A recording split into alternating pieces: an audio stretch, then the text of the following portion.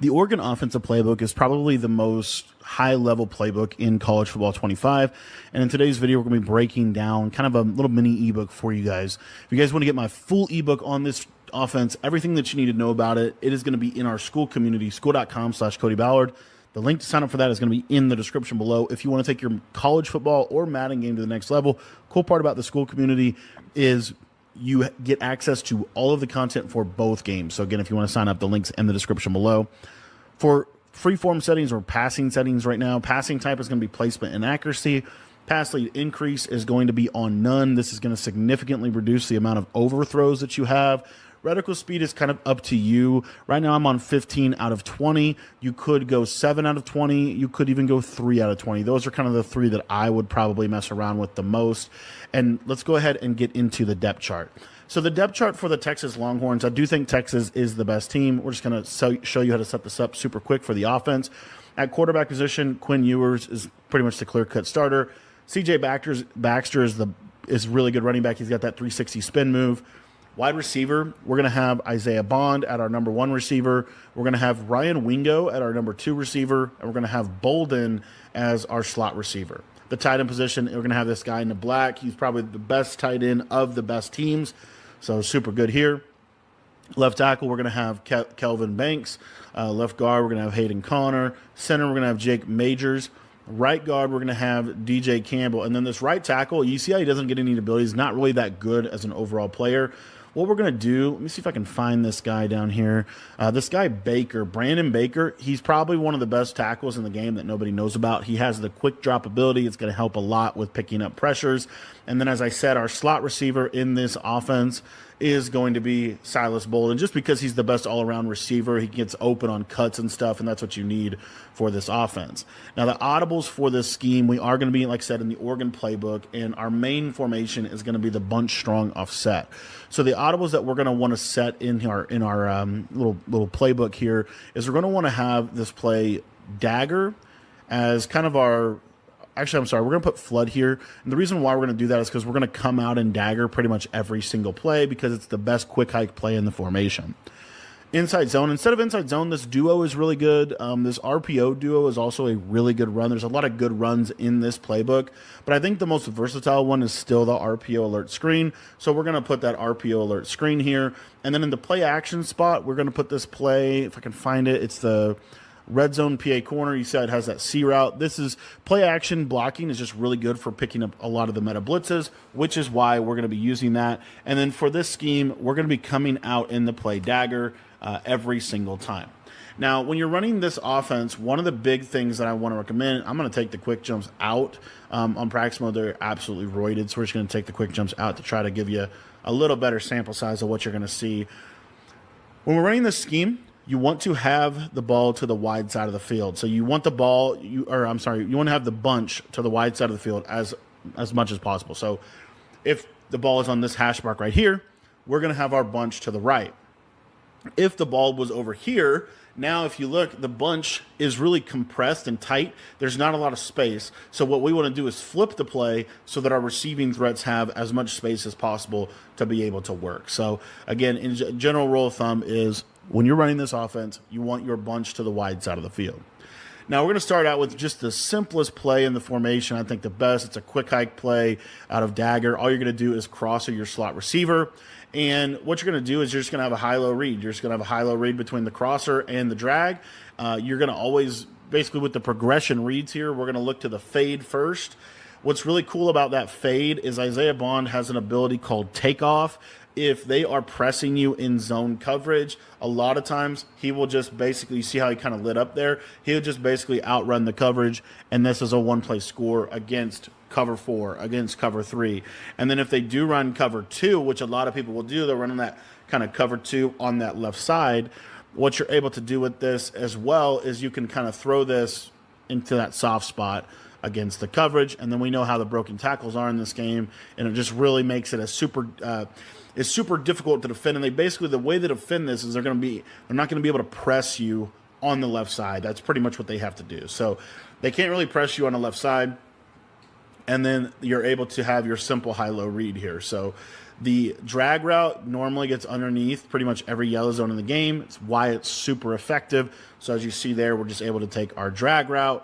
And then if they do decide, that we're going to just kind of really get aggressive and we're going to use the crosser and we're going to go to the drag, then I want you to look at this tight end late. He's kind of your check down read. So essentially you're peeking the fade, you're looking to the crosser, to the drag, and then the backside in route. Really, really good route combo. Probably one of my favorite ones in the formation for attacking man, because number one, this fade route on the left side, if he gets over the top of a press man situation, obviously you want to look at that first. But then the other thing that you have here within a cover one, or just basically any kind of coverage here, whether they're playing cover two or cover one, what you're going to see is this crosser. The crossing, the straight up hot route master crosser is probably one of the better man beating routes in the game. It just gets really good separation against man consistently compared to, for example, a post route or anything of that nature. And then you do have your drag route. This drag route oftentimes kind of gets into a natural pick and rub situation, and you can just throw it and take some easy yards against that coverage. The next play we're going to be covering is corner strike, and one of the best ways to set this play up is very simple. All you're going to do is streak your slot receiver, and you're going to snap the ball super quick. You have a high-low read on both sides of the field, and this corner route is super good. It's one of the better routes in the game. The cool part about this corner route is it's also, again, one of the more consistent man-beating routes. So if they're playing man coverage on you, you will consistently see that this corner route will get separation against man. It's because it has a sharper cut to it than the hot route master corner route does have. So you're able to just, go to this play. You can hike it super quickly, and you're able to just go. Now, if that corner route gets pressed, you'll see he does eventually get open. I did get screamed at there or shedded because practice mode is probably the worst thing I've ever seen in terms of sheds. And of course, I accidentally called the wrong play here, so I'll show you this dagger in route. See how that dagger in route does beat man late in the play. It's what makes this a very, very good offense, is you have a lot of consistent man-beating routes that you don't really have from your hot route tree this season from what I'm seeing so far. So anyways, corner strike, just streak this guy. You got that high-low read on the right side, and then you see that corner out. Even though right there didn't even look like it was going to get open, it's almost like a trust throw. That corner route is super good against man. The other thing that you have on this play, corner strike, is you have a high-low read to the left side of the field. So a couple things you could do with this. You could leave this C route on the left side if you want to, and I'll talk about why this is effective. But really the route that I want to showcase is the running back route. If they're playing you in man coverage, that running back route is super effective to be able to get over there. Another thing that you're going to see a lot is cover two. With this defense, cover two probably defends corner strike the best in sense of the corner route. And so what you want to do is really take this running back route underneath. This running back route is normally very much so an open read. Now, the other thing that you're able to do against cover two is if they are using this mid-read zone and there's not a mid-read on the field, basically, which is very common when people run cover two, what you want to look for is this streak, because you have these corner routes. Look at this. Look at the pass rush in this game, dude. He's wide open, but I can't throw it because my 50-speed defensive end without quick jump just walked in because practice mode is practice mode. But anyways, let me show you this again. So what happens on cover two is you have this corner route on the right, and then you have a C route on the left, so that's going to pull the deep halves out. And so sometimes what you can do is basically just throw this against the cover two coverage right up the middle of the field. And so one of the best things they can do to defend you is play cover two, but then they're giving up touchdowns because of the slot streak. So this is one of the reasons why corner strike is such a good play.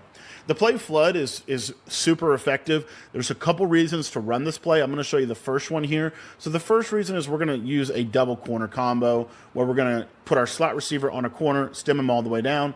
Our tight end corner is going to stem to about 15, 20 yards down the field. And what you're going to see is the main read on this play is we're looking for the R1 corner route. That's the route that is going to beat the most amount of coverages. So if they are running cover two, the cool part about this play flood is if they are running cover two to that left side here, let me kind of show you what will happen. So a lot of times what's going to happen is that the stemmed corner will just basically clear the cloud early, and then there's just a lot of space. It's super hard to switch stick to because he's that much more open than if they were in a cover 3 coverage, right?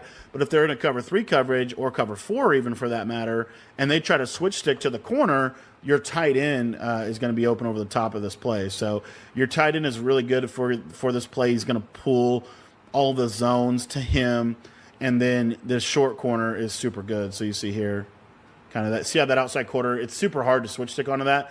And if they are able to switch stick onto that, the best thing that I will be able to show you is a cover 2 with an inside quarter, basically. But if they are able to switch stick onto that corner and actually truly be able to take it away, which honestly is really a very advanced thing to do, I would really look for this tight end. So you'll see here, they're going to switch stick, right? They take him away, but now look at this corner route. See how that corner route's kind of running over the top and gets into a really good spot on the field. So you have flood. The other thing that you can do with flood, and the other purpose of flood, is that flood is probably the best one-play score formula in this formation. So one of my favorite things to do is if I know they're running a lot of cover 2, I will flip flood real quick, and then we're just going to streak the slot receiver, and we're going to stem the tight end corner all the way down. And what you're going to see is this fade on the left side is going to be a consistent touchdown against cover 2 to the short side of the field. Now, like I said, generally we want to run this formation to the wide side of the field. So if they're running cover 4 on us, it's the same combo.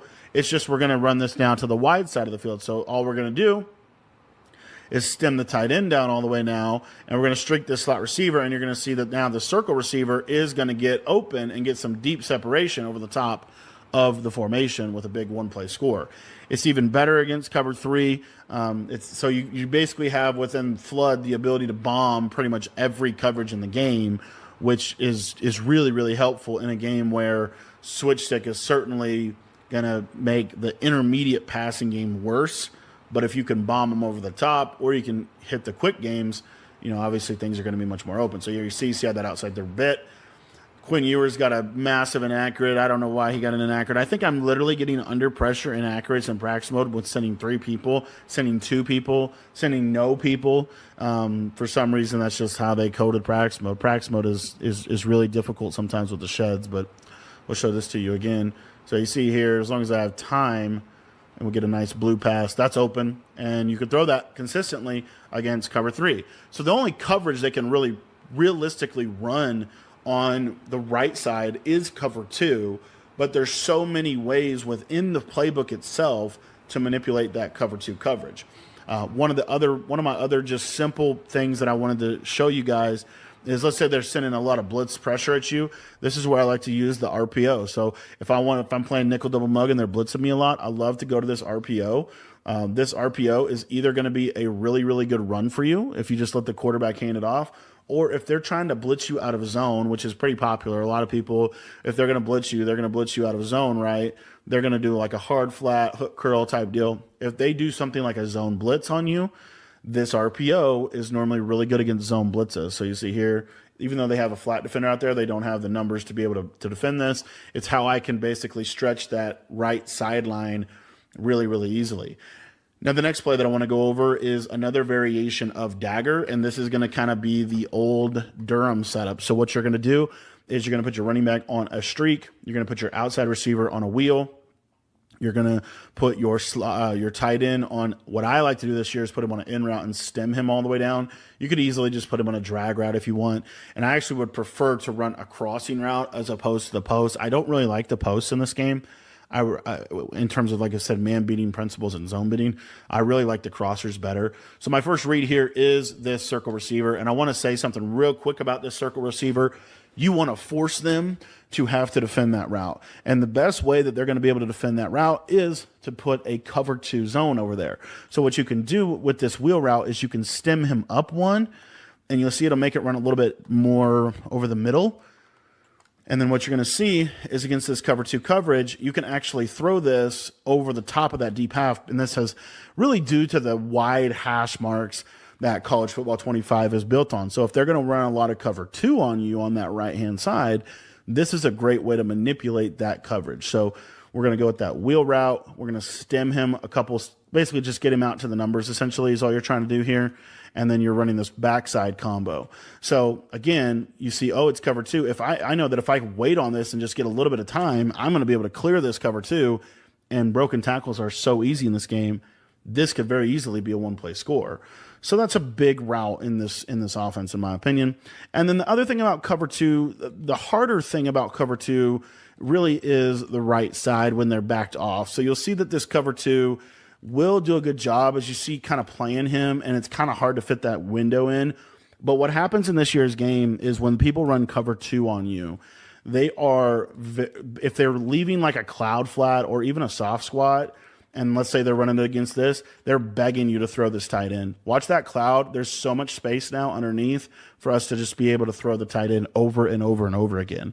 So if you ever get in a situation where your opponent says, I want to take the tight end away, and they decide that they're going to hard flat their cover 2, then as you look at this fade, you'll see that I can actually freeform this to the left and kind of sneak that in a really tight window, but honestly a really good window for your offense. The other thing that's obviously open as well with this is your crossing route. So if you are, maybe you don't see this, the fade come open, you're looking right first and you see, okay, that's covered. Well, look, this is wide open. And this is probably one of the better ways to use this play. Another thing that you're able to do with this play is, again, you're basically creating a high-low strain on that left side. So we're creating a high-low strain on the left side. We're also creating kind of a middle of the field strain here. And so a lot of times if they play the running back, you're throwing the crosser. If they go to the crosser, you're going to throw the running back. It's pretty much very simply how this is going to work. Now, the last play that I want to go over is kind of a situational play call that I like to use. This is going to help with zone blitzes. This is red zone PA corner. We're going to block the running back. This is going to help pick up the majority of blitzes that you're going to face in this game. And then what we're going to do here is we are going to put our tight end on a corner route, stem him all the way down. So that's a super sharp cutting corner route. And then what I like to do with the slot receiver, a little bit up to you, but I think it's super simple. Just put him on a little crossing route underneath. And what this is going to do with this slant route or crossing route is if they play cover 2 on you, I want you to look for, I think I was actually in cover 3 there. I don't know if I was in cover 3. That was actually, the zones played really odd. Let me make sure that I'm in cover 2. But if they are ever running a lot of cover 2, this is a great combo because the tight end corner will pull the deep half. And then really what you're looking for is this post. Yeah, that post is actually, or that deep half's playing out of his mind. So we need to do something to manipulate the deep half. So I'll show you what you can do. I don't know why that deep half's playing so good, but if you want to split a cover 2 coverage, all you need to do here is we're going to slant the tight end and run the play like this now. And typically this slant will be enough to pull the deep half. Just a tick. Yep. And there's the crazy sheds, man, that I'm telling you about in practice mode. Sometimes they just go crazy. All right, I'll show this to you again. And what you can do on the left side is just stem the post up a little bit more. By stemming him up just a little bit more, it just puts that deep half in a little bit more strain and makes it harder for him to play him when he cuts. So you see how we're able to just basically split the cover 2 with that solo receiver on that route combo. And then the other thing that you're able to do, because you're running that sharp cutting corner, and that sharp cutting corner, it can come from the tight end if you wanted it to. So you can really put either one of those receivers on the corner route and stem them all the way down. But what's really cool about this is this stemmed corner is going to pull all those flat zones, and then you're going to be able to throw the C route kind of in this. I think I was in coverage. I don't know if I had yellow or what I had there, but you can kind of throw the tight end into not the tight end. You can kind of throw the C route into a unique pocket. This is obviously my least called play. I don't call this a ton. I don't think you need to call this a ton unless you're obviously facing heavy pressure. But you'll see how this kind of gets into a soft spot. Pretty decent little route that you have at your disposal. And then you also have this post on the backside to just kind of keep them honest. You also have some other stuff in this playbook. Like you could go to this trip stuff if you wanted to. There's a lot of good offense in this game, but this one is probably the most consistent. I think this one's the only one you really need to be successful. If I have to beat man coverage, I did want to show you this one other play. If I absolutely have to beat man coverage and what I've been doing isn't been working, I'm going to go to corner strike. And basically what I'm going to do here is I'm going to put my tight end on a crossing route. I'm going to put my solo wide receiver on an in route, and I'm going to stem it underneath significantly. I'm going to block my running back here, and then on this outside guy, I'm going to put him on a post, but I'm going to put a fairly deep post like this. And essentially, this is kind of my all-out, like, I have to be able to beat man coverage. This would be what I go to. The main route you're looking for is that route to the circle receiver. It's the best route on the play. It's the reason you would call the play. But obviously, the reason we're also putting these hot routes around it. And again, I would put this post like really deep. I mean, really almost too deep to a degree. But basically something like this. And then you'll see that this short cross to the tight end cooks man coverage, or deep cross to the tight end cooks man coverage. That's what I would do. As far as red zone with this scheme, there's a couple things you can do that I did want to highlight. So if I do get down here in the red zone, and let's say that I want to try to pass, the easiest thing to do as far as passing in the red zone, in my opinion, is to use corner strike. And what you're going to do is you're going to smart route the corner, and then you're going to wheel the running back, and then you're going to, basically crosser the tight end, put a little, I'd probably like block the tight end actually now that I think about it. We're going to put this solo receiver on a curl, and we're going to stem him all the way down. That is super important. And then we're just going to short cross this guy. This is my favorite red zone play in this. Basically, my first read is I'm going to look to the right, see if I can hit this corner route. A lot of times you can. As you see right there, I can throw that against a lot of coverages. So I'm just going to look over there, see if that's available. If it's not available, let's say they're running some type of cover 2, or you just feel like, all right, I just didn't feel like that was open, then what I like to do with the rest, this is where I like to kind of turn my attention now to this short cross. This short cross a lot is pretty good. The tight end route, if you wanted to, you could put the tight end on a lot of different things. But honestly, I just feel like he kind of gets in the way of stuff. The best route to put him on would be a trail route if you wanted to put him on something, but because he'll hold the user in the middle of the field. But basically, if you look here, look at the pressure that I'm getting. These guys don't have quick jump. They don't have anything, and they're just out here. They're just out here shedding my life away on a send 3 in practice mode. Classic college football 25. All right, so corner strike. We're going to smart route the corner. We're going to curl the solo, stem him all the way down, short cross, and then running back wheel. And then what you can do with the tight end, like I said, is if you want to put him on a trail route, you can. That's mainly just to hold the user in the middle of the field. But essentially what will happen is this short cross will get open in that back corner just like that. Now, that's the hardest way to score in the red zone, but it is probably the best passing play that you have. Also, I really want to showcase, and I'm just going to go against random plays here. I just want to showcase this RPO alert duo, the RPO version of this. This run is really good. Like, of course, I say that, and somehow I don't know what just happened to me. I've never seen that before. If they do this, we're going to the screen. Like if they give us this look right here, we'll just go to this play. A lot of times you're going to get in, run the ball. The run is really good in this game is what I'm trying to say. And then again, like I said, I think this duo is really good. We're not getting great blocking, but it's open. And then I'll show you the actual regular duo play. And I'll also show you how you can throw this RPO. So this RPO is open a lot of times. Like you can just throw this and catch it. And I've thrown so many touchdowns just doing that simple thing right there. But two other runs that I wanted to cover real quick in this formation. And then we'll talk a little bit about what's the Wildcat. So you see here, I mean, this run is really good. If you actually run the regular duo, you get a faster handoff animation and you can cut different directions. So the cool part is you can hand it off here, but now we're just going to cut it over here and turn it into almost like a base run as opposed to a duo run. So this duo run's extremely versatile. It's pretty good blocking, and with the spins and jukes, normally you're going to be able to get in with just this run.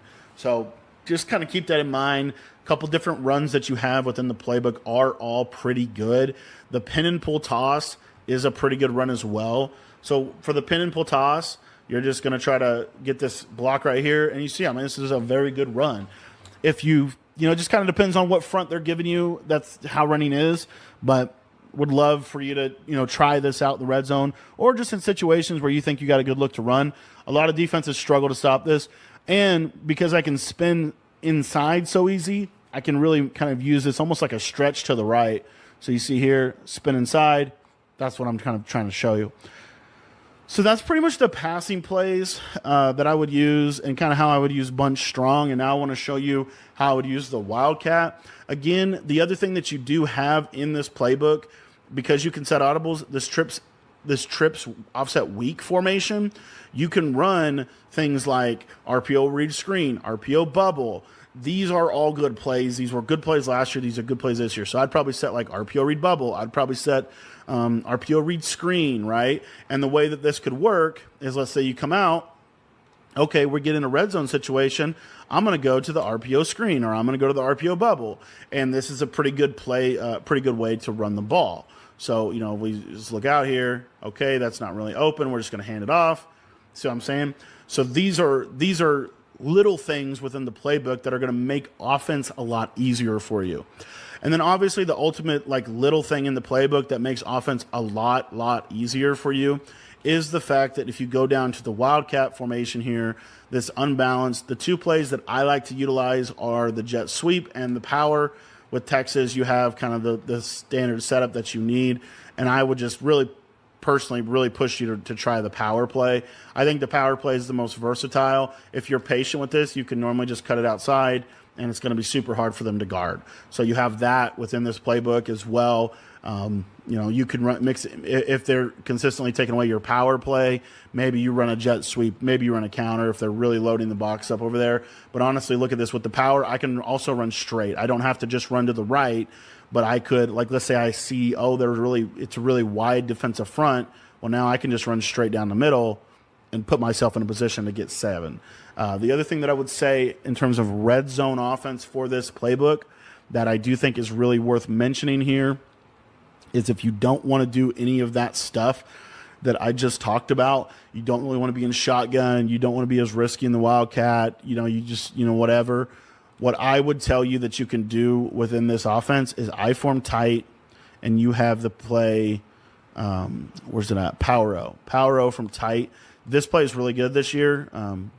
As you see, it's hard to stop power O's in this game. It really is. It's super hard to stop it. You basically have to shoot the power O, and not a lot of people know how to shoot power O's.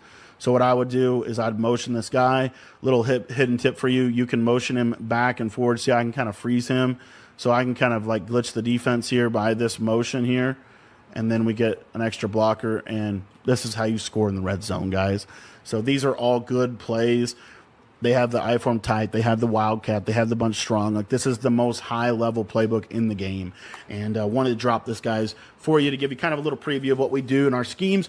If you want to get my entire Oregon offensive ebook completely up to date with good, even better bombs and really good pass protection tutorials on how to block all the blitzes, everything you need, you get access to everything by being a school member, school.com/Cody Ballard. The link to sign up for that is going to be in the description below. Hope to see you over at the school site.